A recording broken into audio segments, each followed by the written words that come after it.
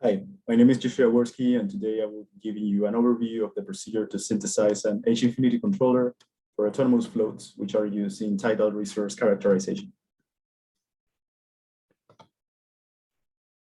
So I will start with the area of application where these autonomous floats are used, which is tidal power generation. So tidal power generation takes advantage of the predictable pattern of rise and fall of tides. And this can be done in a variety of ways. As we can see in the picture of the left, tidal barrages are used to create a potential difference and then extract the energy from the tides in a very similar way to conventional hydropower dams.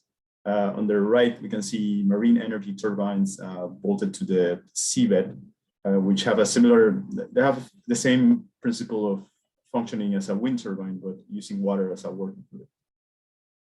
So one of the challenges that tidal power generation development has is this compliance with stringent site-specific requirements. So these requirements can be just the velocity, speed of currents in the area, tidal, the tidal channel depth, and also the tidal range. So essentially what we need even to start thinking about developing a tidal generation project is a very accurate profile of the tidal channel properties. One of the solutions to do this profiling is a swarm of autonomous floats. These are low cost and recoverable, which are deployed in water in the tidal channel. They maintain a specific depth and they just drift passively at this depth during their drifting time in the tidal channel, and then return back to surface with the information, such as velocity, pressure, and anything else that might be of interest in the tidal channel.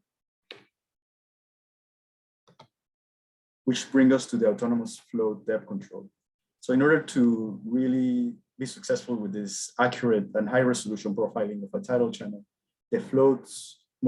all the floats must maintain their predefined depth trajectory as close as possible under the effect of any perturbations from the currents or updrafts in the tidal channel. The way this is done is through a buoyancy engine. So as we can see in the picture here, the buoyancy engine consists of a DC motor, a driving screw, and a piston. The way this works is that when the piston is extended, the density of the float effectively decreases. So this makes the float accelerate to the surface. When the piston is retracted, the opposite happens, and then the float moves towards the seabed. There's also a neutral position, so the float is ballasted such that the piston, when it's really close to halfway, it will not budge up or down. It will just maintain its current depth. So even before proceeding to the synthesis of the controller, we want to just write a model of the dynamics of the system of the floats, convert that to state space, and then look at some interesting properties. So first, we have the differential equation of motion showing the forces acting against the float, against and in favor of float's acceleration. We do a couple of simplifications and also linearize the drag force, as we can see in this term here, and convert that to the state space formulation, which now we can use to determine properties like, for example, stability, which we can see that the system is not stable because just by inspection of this dynamics matrix eigenvalues, we see that it has a 0 eigenvalue, and therefore the system is not stable, which is aligned with what we would expect because the float will now go back to its 0 position. Let's say 0 position is at the surface by itself. It would only do it if we under an external input from water currents or under the piston action. You can also see that the system is controllable. So essentially we can reach anywhere between the sea surface and the sea floor. And we can do this by just checking the rank of the controllability metrics. And also check that the system is observable, which means that we can reconstruct its initial position or its initial state vector from our current output value. Also checking the rank of the equivalent observability matrix, it's based on a similar theory as the controllability matrix. Now that we have our system model and dynamics, we can proceed to start the H-infinity controller synthesis. So why choosing H-infinity? So H-infinity is a robust controller that minimizes the H-infinity norm of a system map, which represents the peak of the energy system. So essentially, we have this external outputs. So outputs we can control, such as sensor noise or just updraft currents that may happen while the float is in the water.